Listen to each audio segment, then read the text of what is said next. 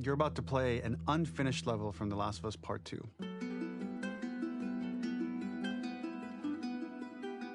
The reason we added this section is there are a few sequences, and we picked the 3 of the best ones, that we cut from the game.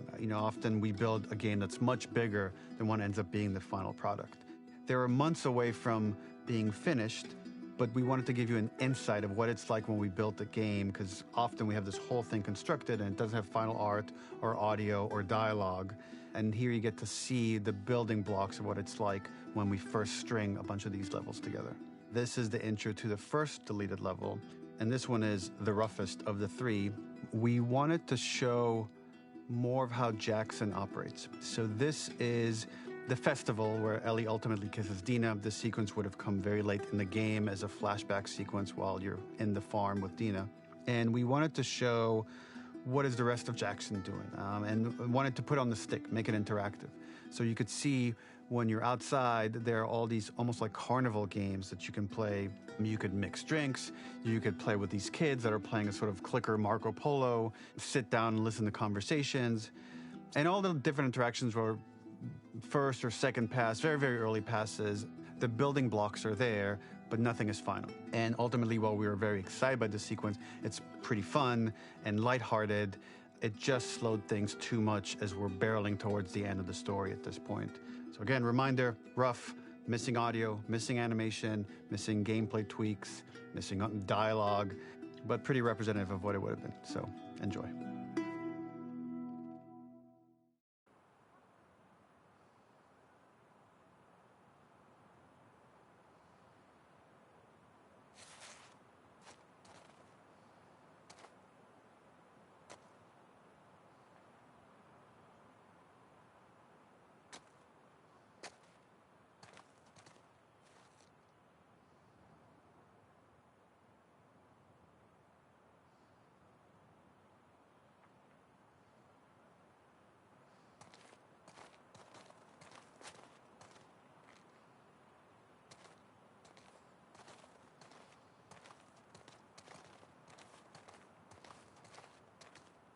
Originally, this level was going to transition us to farm.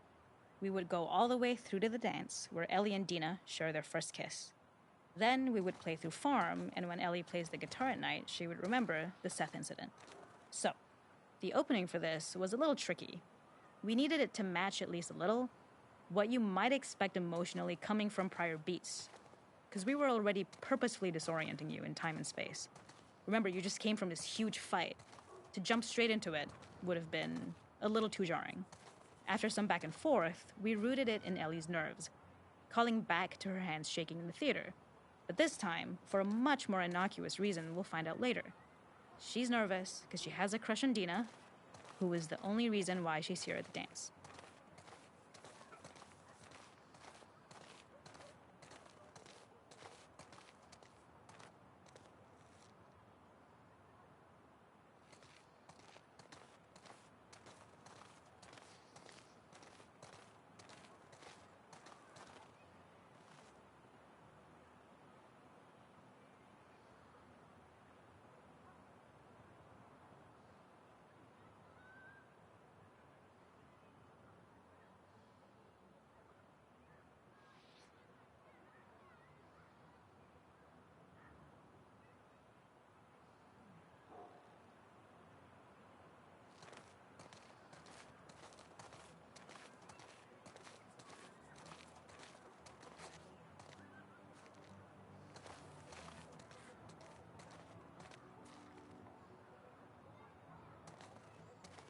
Something we really wanted to do was highlight the way their lives had turned upside down since she went down this path.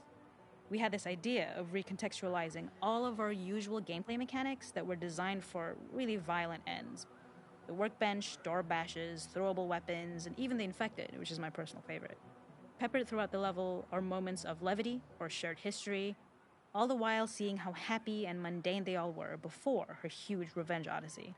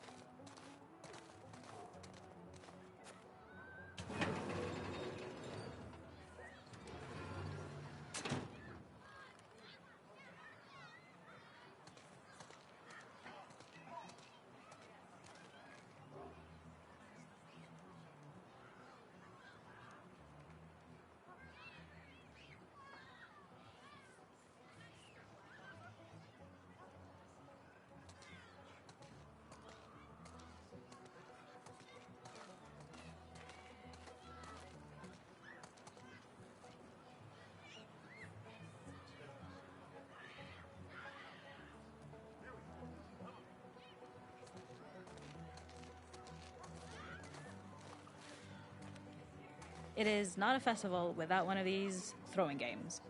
This one, of course, uses our throwable system where you're often chucking explosive things or stunning things, but for a more wholesome purpose, although some people take this game really seriously.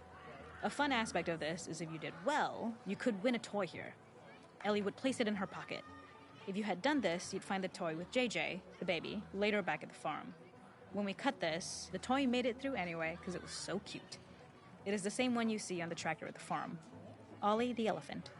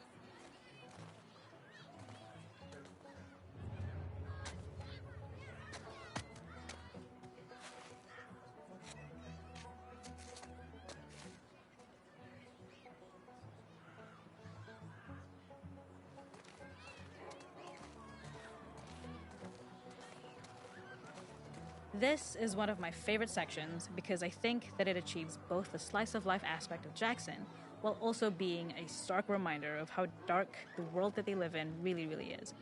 To attract attention and curiosity, one of the kids was supposed to make this adorable, messed up little clicker impression, and the others would giggle. We tried a version where if you got close enough, the kid might try and follow you a little before turning back. Since clickers are blind and move by echolocation, for this game of messed up tag, Ellie must close her eyes and listen for when the children give themselves away. The thought was that these kids are in relative safety. They still grow up with the dangers of clickers and runners, and all those lessons would embed themselves in the games that they play. When the festival got cut, they tried to preserve this moment and move it to the front of the game where the snowball fight is, as a tutorial.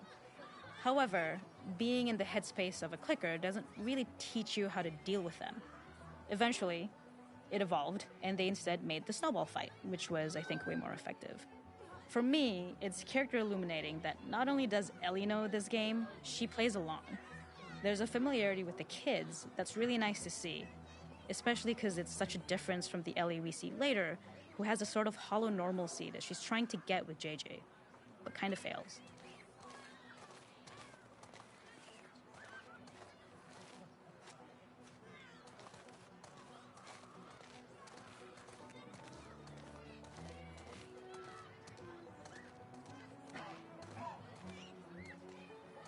The makeup artist is pretty simple. It's one of those little in-game scenes we peppered in to make it feel like Ellie had roots in the town. Hallie, our writer, mentioned that in her mind, an ex-girlfriend of Ellie's tattooed her arm to cover up her scar. So we figured this might be the only time you get to see that. We wanted to hint at it and allude to it and make it feel like there had been so much more that had been happening and so much more that Ellie threw away.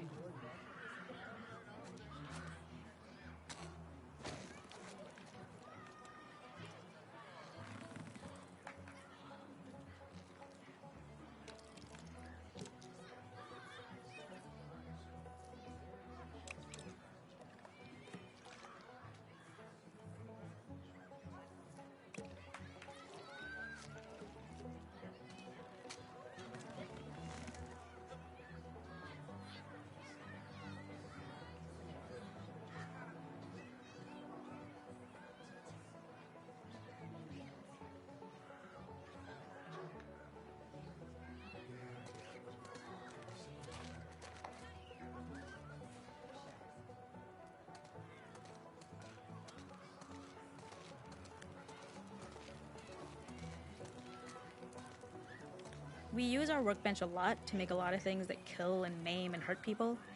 Here, we had the silly idea of using the same feel, harkening back to the same animations, using the exact same UI to instead fix a drink. Like the workbench, you could pick your base and then you could add something to it. And at the time, we had some different reactions from Ellie based on how strong you chose to make the drink.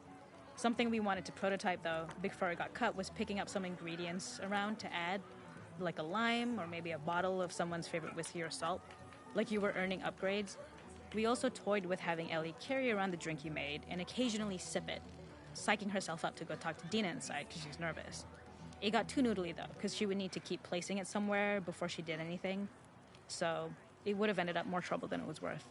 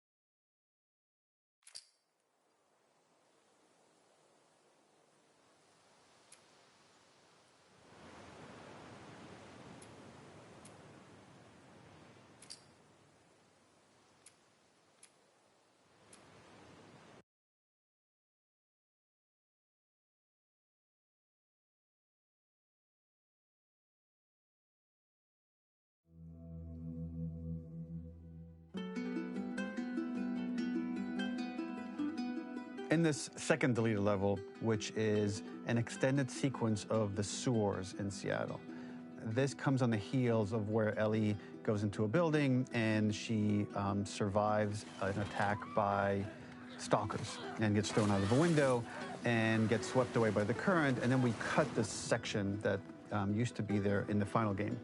Now you will get to play it. So this was a way to get a bit more interesting puzzles, interesting traversal, figure out how Ellie can navigate the sewers with the fighting current.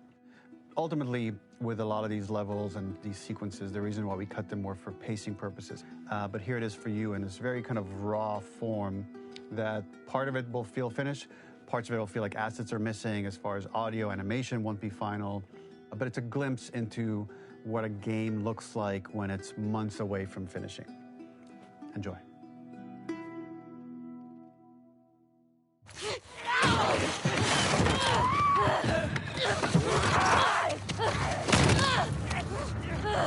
Get off of me!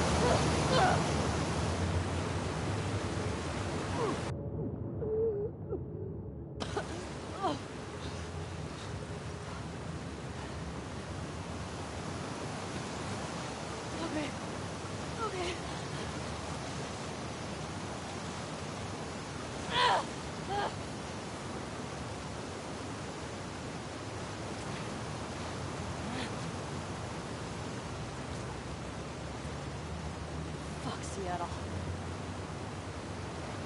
Okay. Where the hell am I?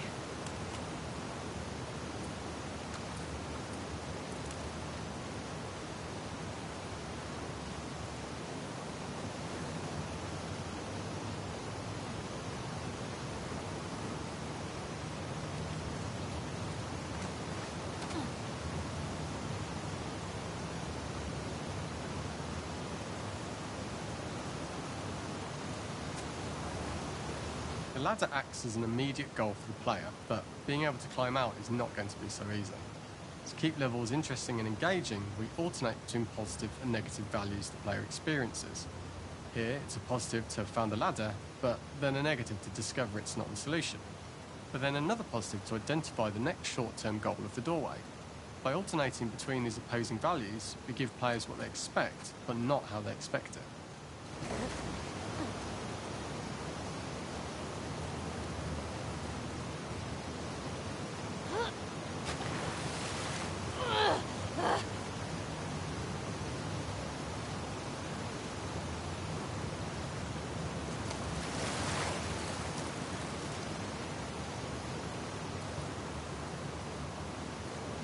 This level, internally known as Fine Nora, was quite long in duration as we had to make Ellie traverse a far distance to the opposite side of downtown Seattle. The sewer section was originally longer than what we released the game with, approximately 10 minutes more. This was one of the few areas of the game that used water flow as part of a traversal puzzle. The player has to go upstream to use the current to get to the platform to reach the other side. We mostly cut this mechanic game-wide, however it remained in essence in the section swimming to the aquarium as Ellie, when you were avoiding the waves.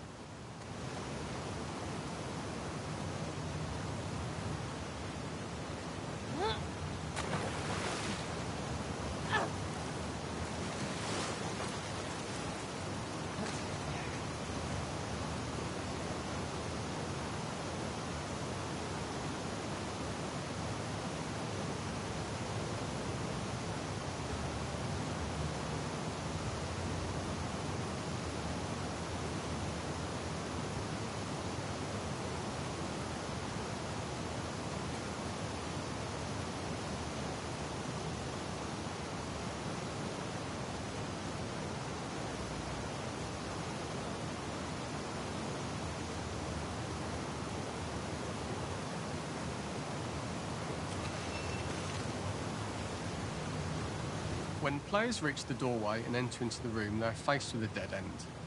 The real reason for this dead-end room is that on the reversal, when exiting back out of the doorway, players are faced with the route onwards. A pipe that they'd not been able to see when they were swept past it on the way in, and something that was hidden from view when on the side platforms. The intention here being that the only option is to go off the standard path in order to search for a way out. What have we got here?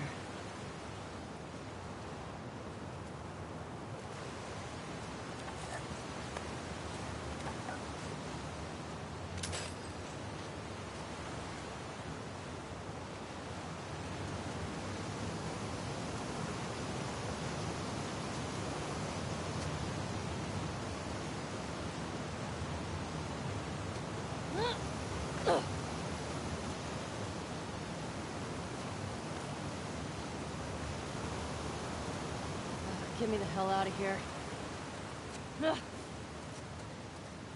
Throughout the rest of the level, we also used light to indicate to the player that they were heading in the right direction. At each turn, however, we blocked the direct route forward.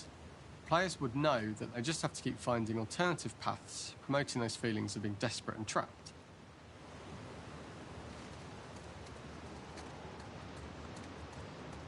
We slowly introduced the player to consider climbing into smaller pipes and crouching in these tight spaces. This is to slowly build up to, and encourage, the player to climb into such a small pipe that they'd have to be crawling on their stomach, which is something that the player previously may not have recognised as a playable space, let alone the desired route they need to take. Can't see shit. Up and out. Just keep going up and out. We added a tiny space just to reward the player's exploration with a pickup item, and we made sure it was something that made sense that you'd find in this area. A canister and all the garbage that had been washed into the sewers from the surface.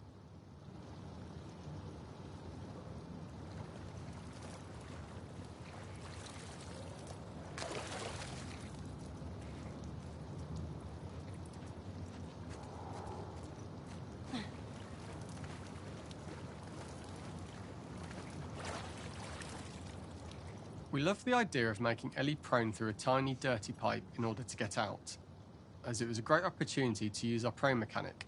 A unique camera setup was created to support crawling in these pipes, as the standard prone camera is much higher above the player. We also created custom collision in order for Ellie to manoeuvre in these tight spaces easily. Initially, the oblong collision capsule around her character caused issues crawling around corners. We put extra effort into the custom corner collision, so the movement experience is as smooth as the main game. Fuck. Okay. Don't lose your shit, Ellie.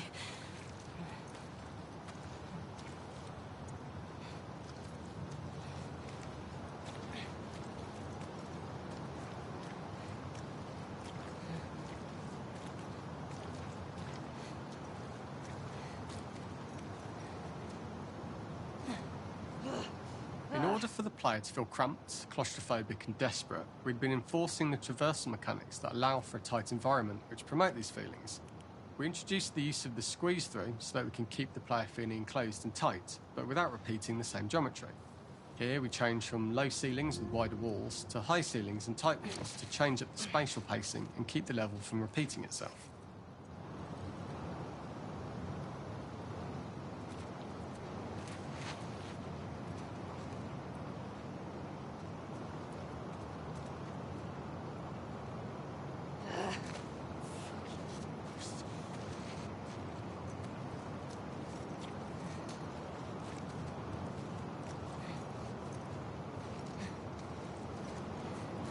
Shitty place to die.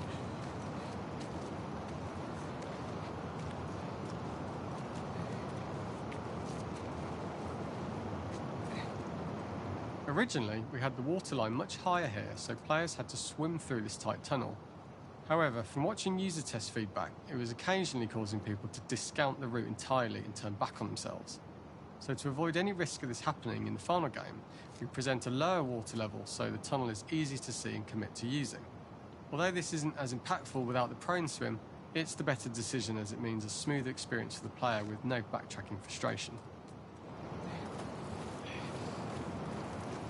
As we surface from the water and over the crest of the slope, we reveal what is further in this tunnel. A clicker that has sprouted and the fungus has grown on the sides of the pipe. It was great to see people who user-tested this area becoming increasingly worried as we forced the player to squeeze past the fungus and inches away from the clicker's face, all the time not being sure whether the clicker might be alive or attack them. Although we aren't as cruel as to force a clicker attack in such close proximity, we do have a payoff for this moment. This clicker momentarily turned into Joel to show Ellie's PTSD from what happened to Joel at the start of the game. Ultimately, we decided to save this moment for the farm level, as it was more impactful there because it could become the centrepiece of that experience.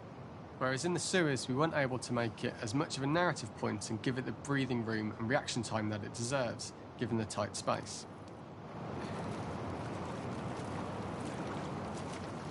Damn it.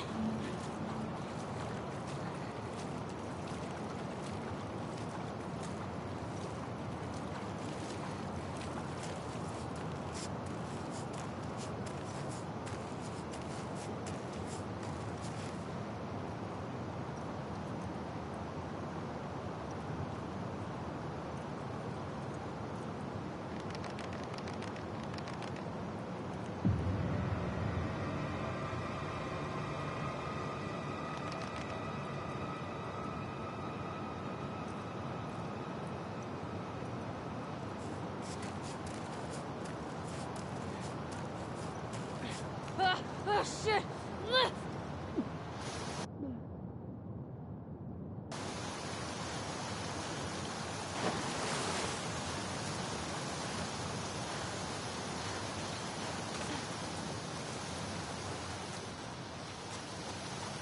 For the final section, we eventually opened you out into a wider area as you traverse through such tight spaces leading up to this. So changing the environmental pacing makes it begin to feel like we're coming to the end of Ellie's ordeal. An earlier iteration used the current that we'd shown at the start for a slightly tougher traversal puzzle to conclude the sewers. The ladder was clearly visible from most of the area, but the player was faced with a fast-flowing torrent of water they couldn't cross. If the player attempted to jump into the water, they were not able to swim across the ladder due to the water's speed. But instead, they had to traverse the pipe running along the top of the space in order to get across the water.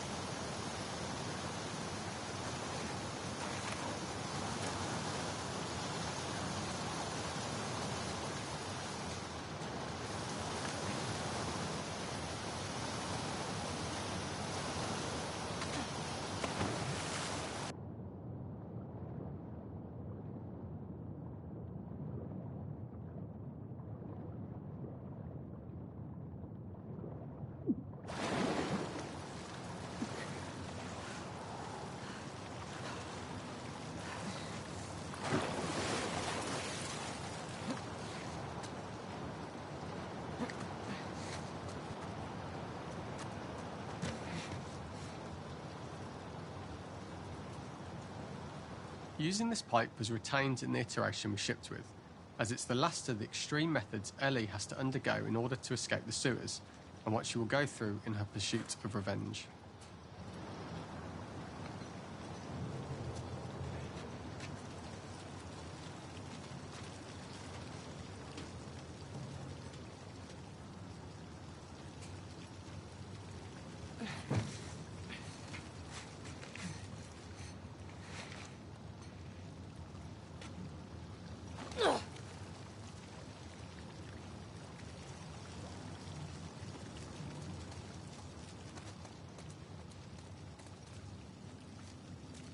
The last ladder climb is quite lengthy, and although we could have trimmed it down to a shorter climb, we liked how this last segment of the journey built anticipation for whether there was success at the top or not after all you've been through. Ultimately, the ladder exits out into the subway station, which is how it connects in the final game. Ellie then has to find her way to the hospital from here, crossing paths with the scars for the first time.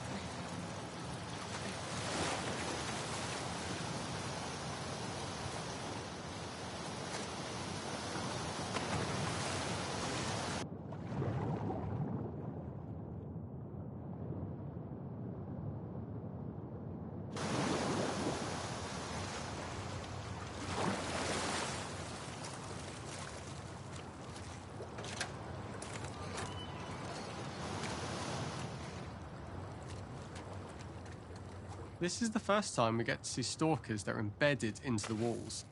So this optional room is a nice little early extra that the player gets if they explore. We also use the pickups to lure players over to be close enough to trigger the stalker's attack.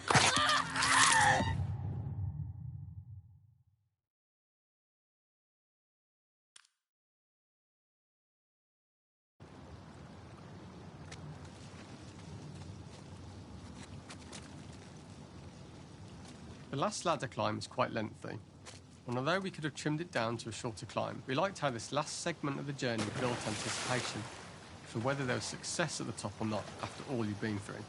Ultimately, the ladder exits out into the subway station, which is how it connects in the final game.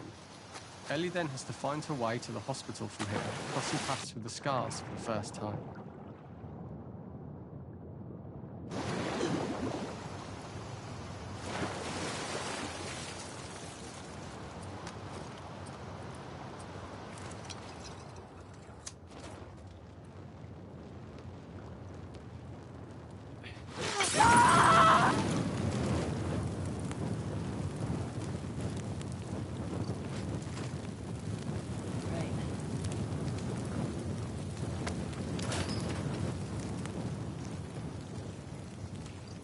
This is the first time we get to see stalkers that are embedded into the walls. So this optional room is a nice little early extra that the player gets if they explore. We also use the pickups to lure players over to be close enough to trigger the stalker's attack. And this caused quite a few jump scares with user testers who played our game before its release.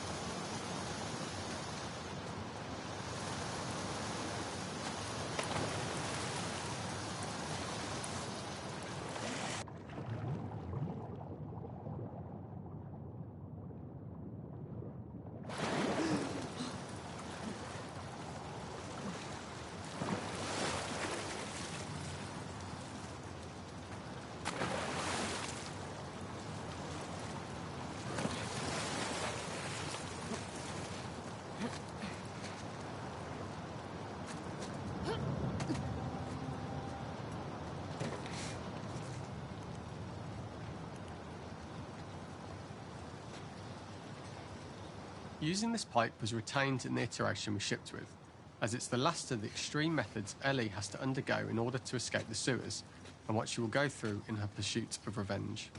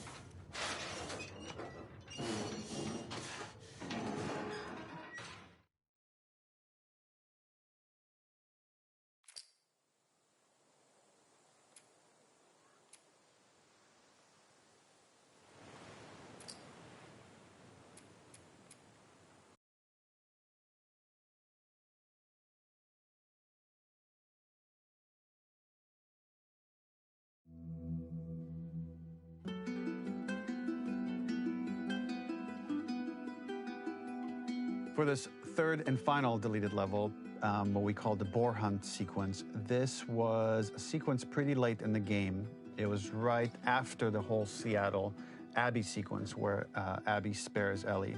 And then we wanted to come back into Ellie's story, but keep it a bit mysterious of how much time has passed, where is Ellie now? So we're coming in on Ellie, and she's following a trail of blood. And we wanted to mirror, in a way, the deer hunt sequence from the first game, but this time do it with a boar. And there's something with Ellie that now she can't let go of this violence. She's pursuing it, even against this innocent animal. This was another opportunity to show how the violence that Ellie has experienced, the violence that she witnessed being afflicted onto Joel, is still sticking with her, and she's still experiencing these PTSD moments. This was a sequence that was pretty far along and was cut pretty late in production. Parts of it are still really rough, but the gameplay, the building blocks were all there. I think you'll have fun to see, like, again, a rough, unfinished sequence that you can play. You can see all the way to the end, and including a cinematic that we end up cutting. And the remnants of the sequence ended up being mentioned in Ellie's journal. So this part of the story that we developed still made its way into the game as kind of optional stuff that you could read about, but here you get to experience it. So as a reminder, this is pretty rough, months away from being finished, but you get to see it now.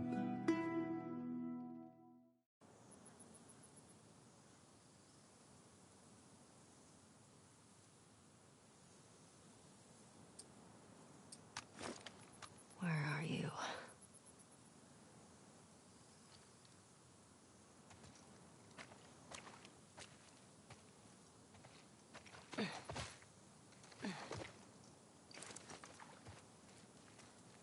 So the boar hunt was one of the hardest levels for me to work on. It was a huge challenge with the systems that we had, and we kept trying, but it never felt quite right. Originally, the level happened after the Jackson Festival, which also got cut, but before Farm. Once the festival got cut, it became the prologue to Farm. The intended experience is that we jump forward in time after the fight with Abby in the theater. We don't know where Dina is. We likely assume she's dead because she was just bleeding out. Ellie is alone. Her hair is short. So maybe this is the future or the present. And she's hunting. Hunting who? Abby still?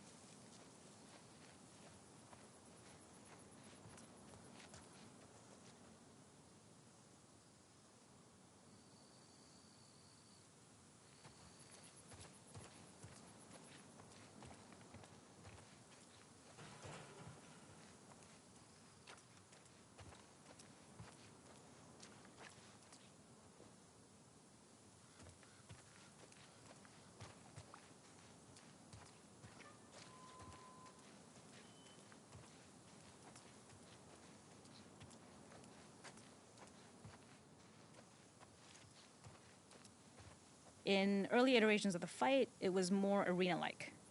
The player slowly whittles down the boar's health. Ellie gets more visceral and more vicious. We get a little worried about her.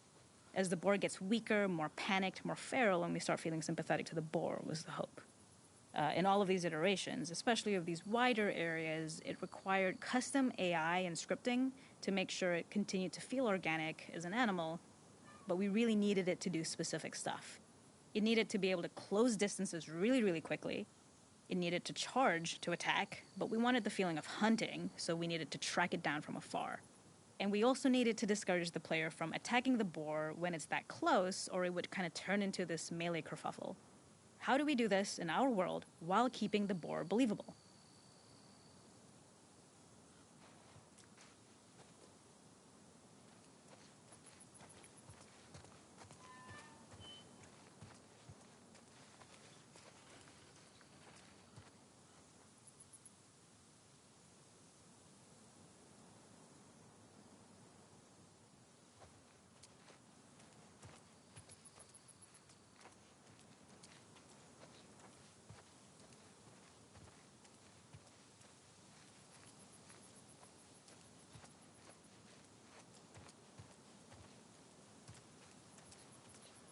We must have gone through 5 or 6 iterations of the boar fight and all, and every single time it changed pretty drastically.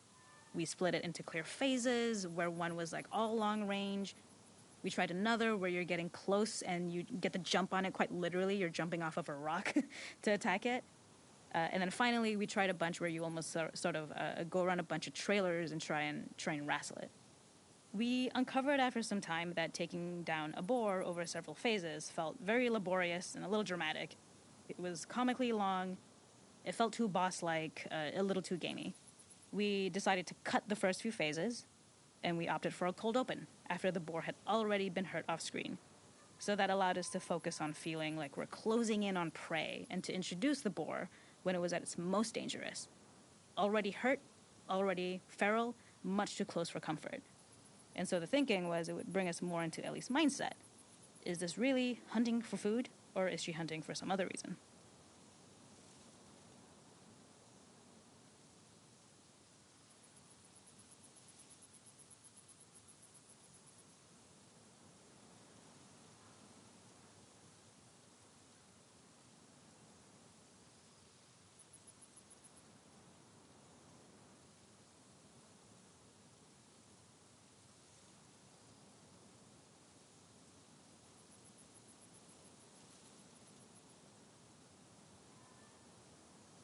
Gotcha.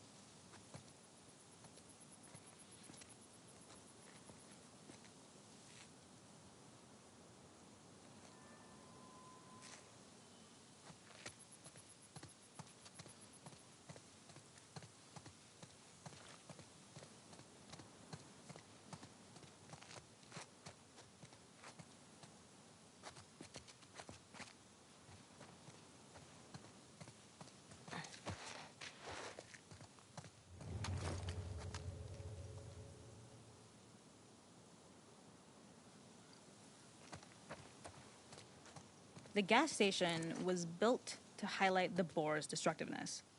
Since it's cramped, the boar feels larger. We also feel trapped with it, though perhaps it's trapped with us.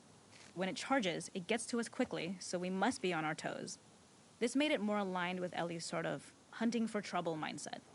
Listening became more important, as well as moving around slowly so it didn't hear you. Could you spot it before it saw or heard you? And could you get a shot off quickly enough so you could dodge out of the way? Or is the shot worth the cost after? It feels like a gamble. By the end of the fight, everything would likely be in shambles. The boar would burst through the back, and Ellie would follow it and finally enact revenge.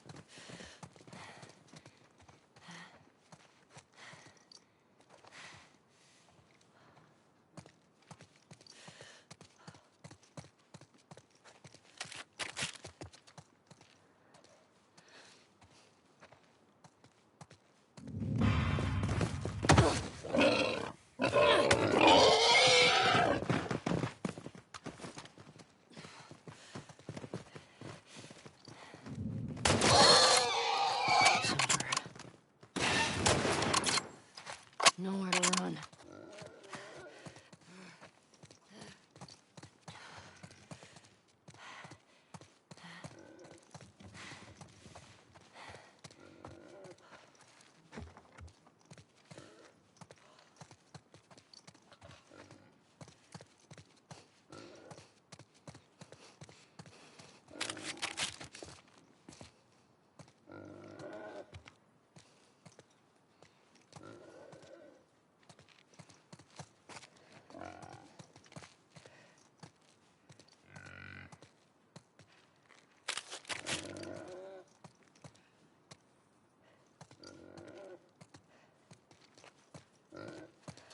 The boar kill was supposed to be anything but glorious. With the boar whimpering at the back of the gas station after Ellie's relentless hunt.